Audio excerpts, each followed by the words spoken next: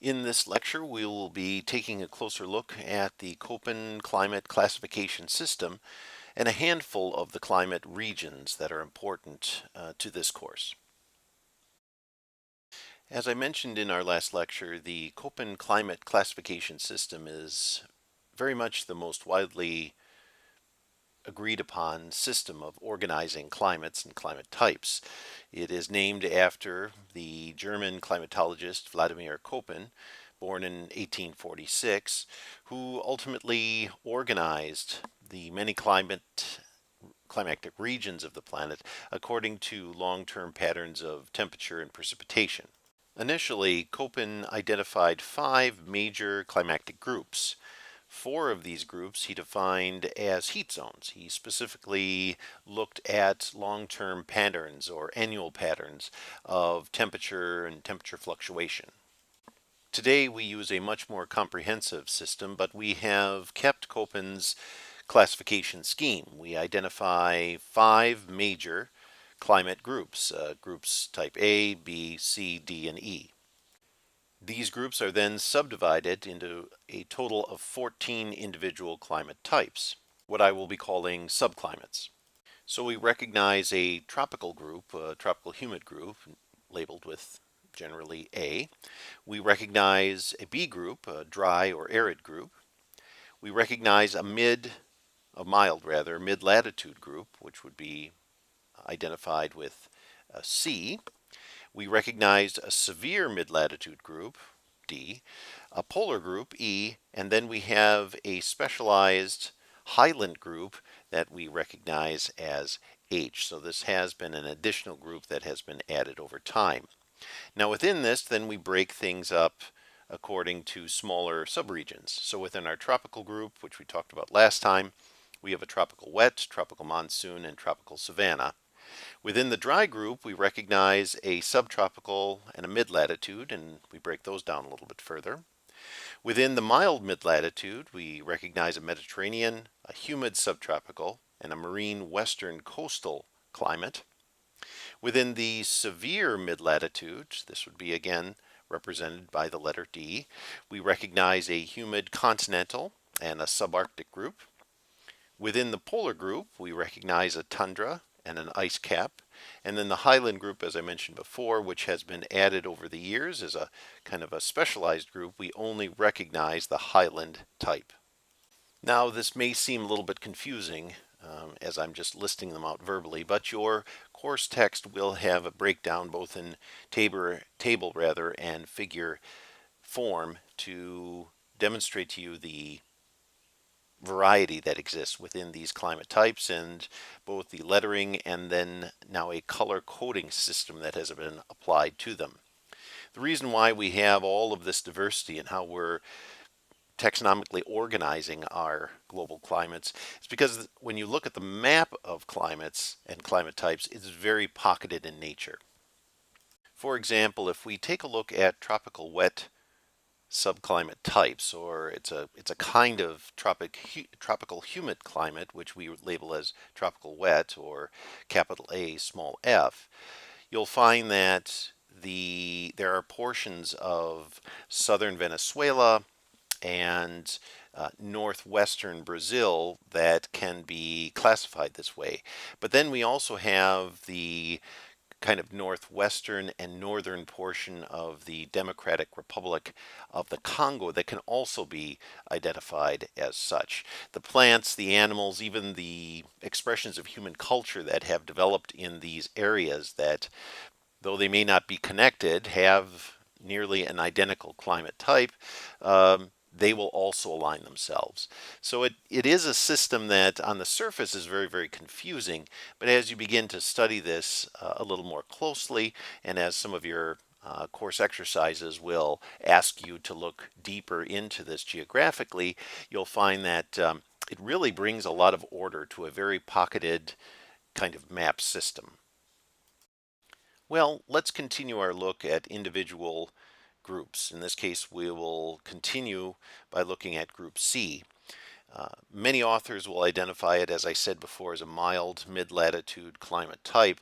Here I'm also recognizing it as a mesothermal climate. It's really the same thing.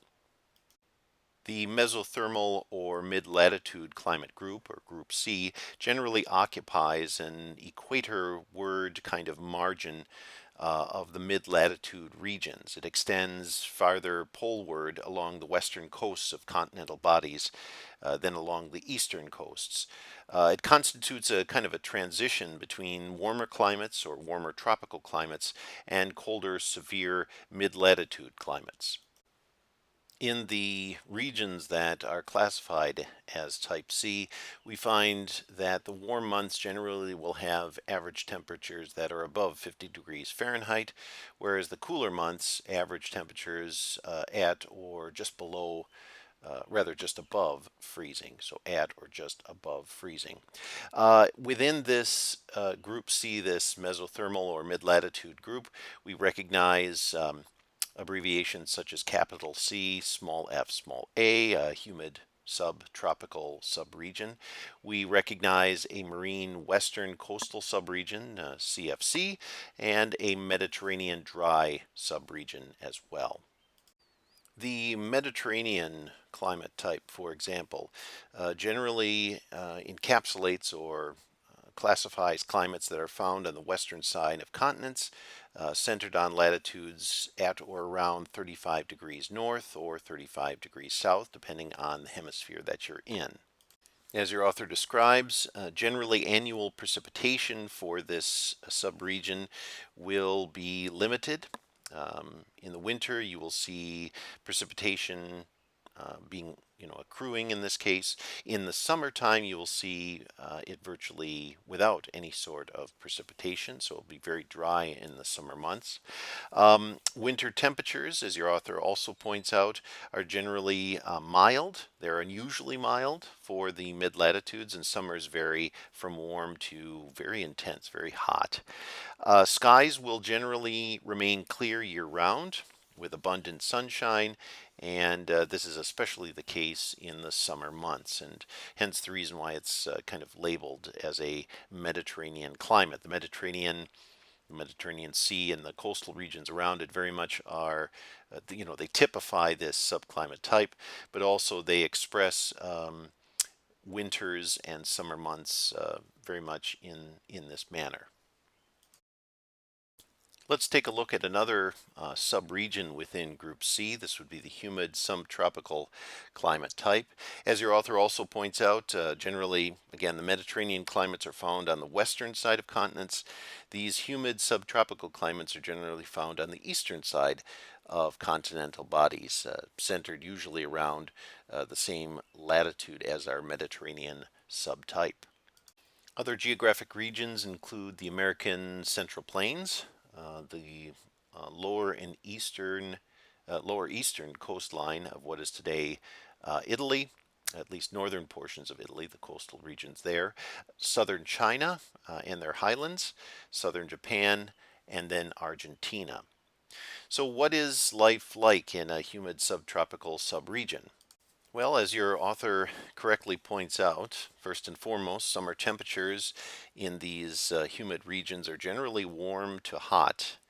They have very high monthly averages, in this case, somewhere between 75 and 80 degrees Fahrenheit. In terms of precipitation for this humid subregion, generally we will see summers as having the highest amount of average precipitation. Again, usually associated with onshore flows of convection air currents. And in terms rather of winter temperatures for the humid subregion, generally we would consider them to be mild. We see very low average expressions of both temperature and precipitation. However, with this humid group, you will have some extremes, but they will be very pocketed in terms of winter weather. Plants in this humid subtropical region have adapted to winters that have pretty severe weather, again in pocketed formats, with extreme, almost killing expressions of frost that extend for a few days at a time. However, the winter periods here are considered comparatively to be generally dry. So hot, moist summers influenced by moist tropical air masses and air flows that are moving along shorelines or moving shoreward. The summers and most of the year, with the exception of the winter months, would be again warm, moist. They would have a lot of storm activities due to unstable air masses, at least in the eastern and southern coastline environments. Of course, leading to pretty heavy, yet again pocketed convection showers or periods of rain that are driven by these convection currents of both air and then ultimately the temperature and some of the current activity of water. Again, looking at this particular map and kind of superimposing some of the regions that are typically humid and subtropical in nature, we would turn our attention to, in terms of the North American continental body, to the kind of southeastern portion of the continental United States. We would find a similar but more extreme expression of this kind of weather and climate type in the kind of northern portion, coastal of California, and of course extending even into coastal portions of the western coastline of Canada, and then the southeastern coastline of what is today Alaska. In Europe, we would find again this humid subtropical climate type in its more extreme forms on the western side of the Mediterranean, extending across toward Spain, and then of course including things like North Africa. And then we would also kind of identify some more milder expressions of this in places like Western China or the north western coastline of what is today Australia. All right, so we'll turn our attention away from Group C and some of these subgroups, that at least two of which that I described to you, and we'll focus on the severe mid-latitude climate group, or what I call here the microthermal climate type.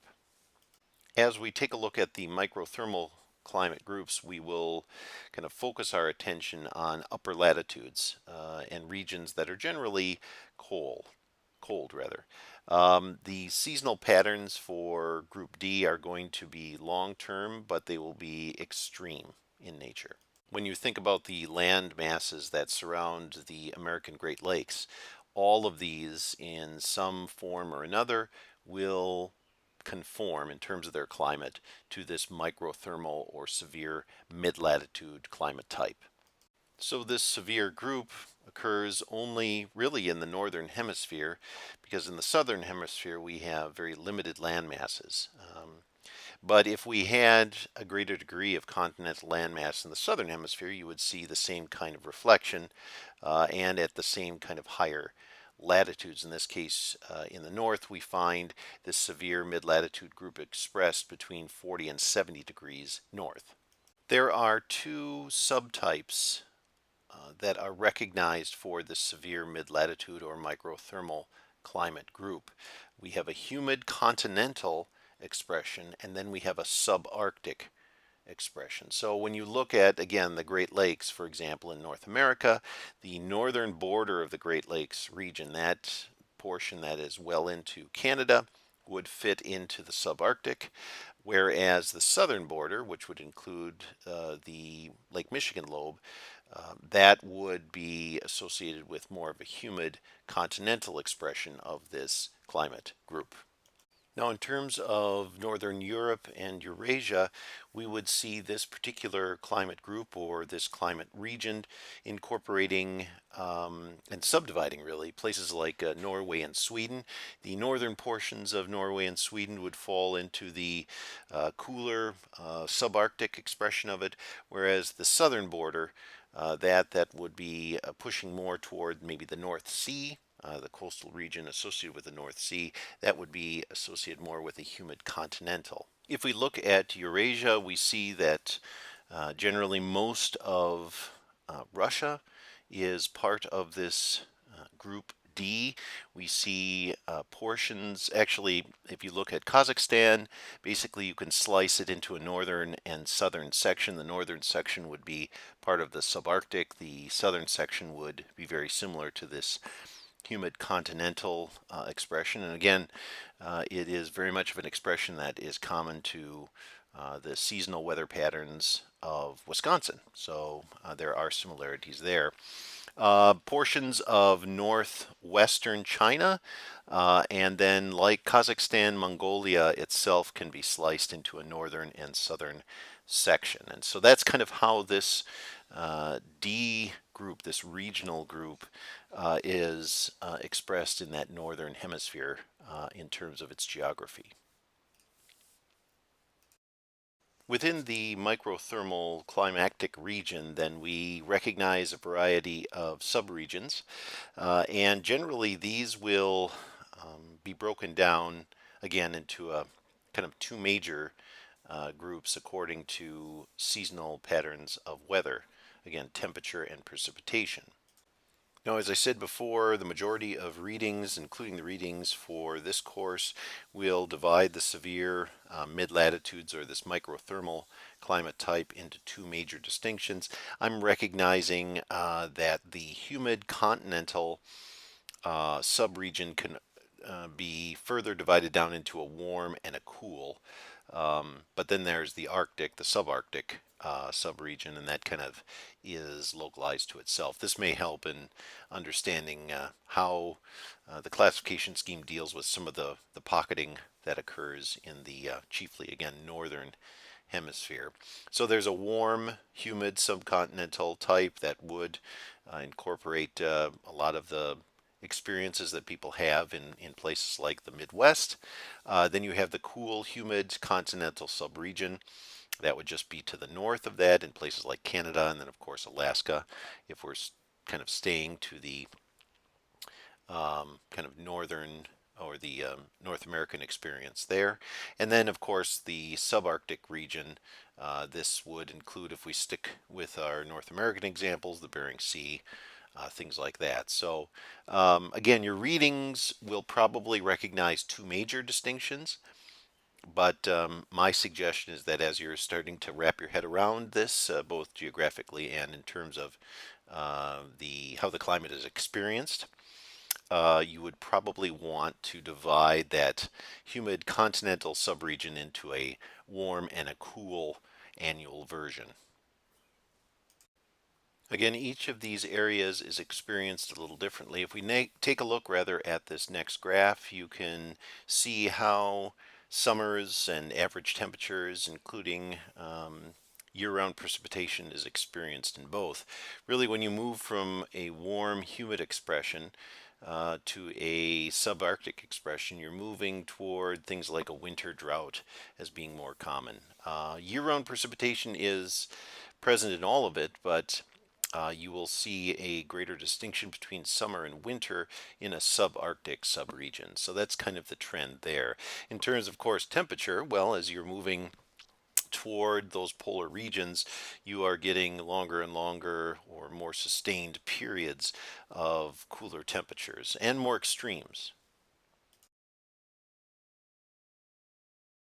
Take a moment and look at the Arctic and subarctic and northern portions of the mid-latitude expressions of this map and get a sense of the land masses and some of the nation states continental landforms and in this case marine and freshwater phenomena that are localized to these regions, and you'll start to see a pattern there. You can juxtapose this kind of crude image here with the color image that is available to you in your course readings and in your course materials. Again, you're looking at climate regions over large areas of the globe. Next we have regional climate group B. This would be the dry climates, covering approximately 30 to 35% of the land mass of the planet. Here we have more of a climate zone in terms of how it's experienced, and it becomes pretty predictable in terms of the weather patterns and patterns of both temperature and precipitation that we associate with it. When you look at some of the map resources that you have for the course, you'll see that really the largest sections of the globe that are categorized as type B really fall into more of the kind of subtropical latitude environments. This is especially the case in western and central portions of some of our continental bodies. Now within this, we recognize two major subregions, desert and steppe. And what we find in these particular regions is that they're generally categorized, or they're characterized in a sense, by a climate system where the moisture demand exceeds what the region or the landscapes within the region receive on an annual basis. And as is the case with all of our subregions, generally they are going to be recognized and created or separated out as subregions because of their unique expressions of precipitation and mean annual temperature. The two that I will focus on in terms of our lecture series relate to the hot, low latitude desert environments. This would include tropical and subtropical deserts, such as what we find in places like Egypt and Saudi Arabia, and then also the cold mid-latitude deserts that we associate with, in this case, southern portions of what is today Russia, and of course some of the more arid regions in states like Nevada and New Mexico.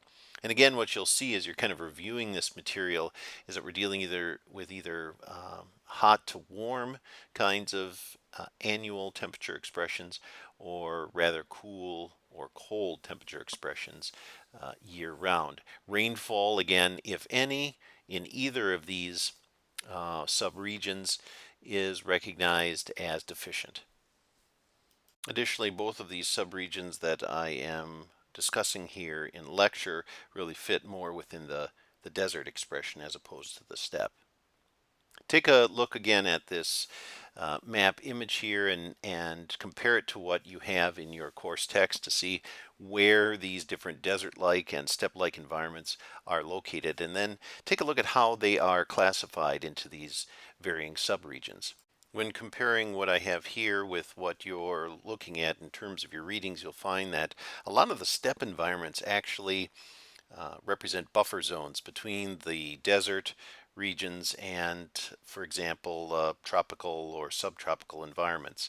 So a subtropical steppe climate, for example, abbreviated as capital B, capital S, small h, it is a steppe climate that generally will surround the, in this case, climates listed as capital B, capital W, small h. Except on the western side of some of these regions. It'll separate out the deserts from more humid climates.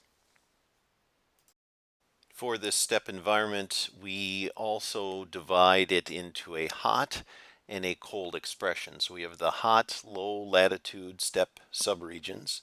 And again, we find these in places like central Russia. Iran is a very good example of this, also throughout Turkey. And then we have the cold mid-latitude steppe environments, which would again be very common to what we have in the United States and South America. We have, in this case, Utah, Wyoming, Montana, expressing a lot of that year-round mid-latitude steppe expression, and then also places like Argentina. Finally, for our purposes here, we'll take a look at another extreme, and we'll head further north, and we'll attempt to better understand Group E in terms of these climactic regions, in this case a polar climate group. Group E, like Group A, represents a extreme, or an extreme rather, in how we look at climates and how we classify different variations in global climates. Polar climates then, in this case being the farthest from the equator, they receive very little insolation or very little sunlight. and really do not experience much warming at all over their annual weather patterns. By definition, no month for a polar climactic group would reach a temperature above 50 degrees Fahrenheit. So they are considered to be always cold. Ground ice is very, very common and is common throughout most of the year. This region encompasses much of what we recognize to be the cryosphere in terms of our understanding of the various geospheres of the planet. So we have the atmosphere, we have the hydrosphere. Within the hydrosphere, we have that portion that's frozen year round, which is the cryosphere. Within the polar climate region, we recognize three subregions. We have an area of tundra, an area that is generally identified as ice cap, and then we have marine environments where this polar climate is interacting with, in this case, saltwater environments. This would be a polar marine kind of subregion. Polar tundra, for example, exists throughout the Arctic Ocean region. It also is something that we see associated with some of the small coastal areas in Antarctica. So there is both a northern and a southern expression of polar climates.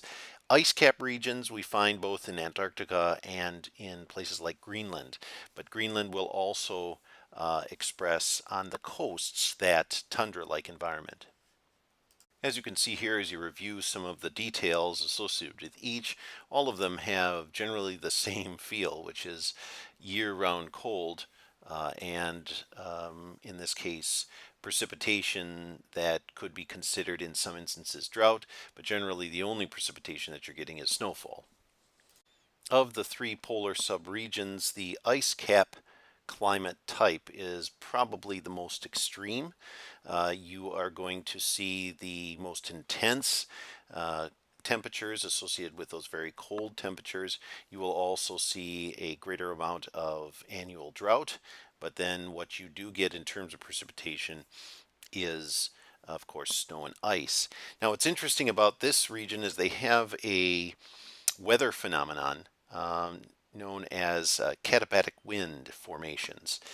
Generally, the air that we see at the surface of environments that fit the ice cap sub-region is chilled so intensely that it actually is cooler than what is underneath it. It's cooler than the snow and ice underneath it, and it creates this thermal inversion and actually stirs up very heavy, cold air masses that begin to flow across the surface and create this kind of unique downslope wind type. So this is, again, like type A, a very extreme expression of global climate and global climate types.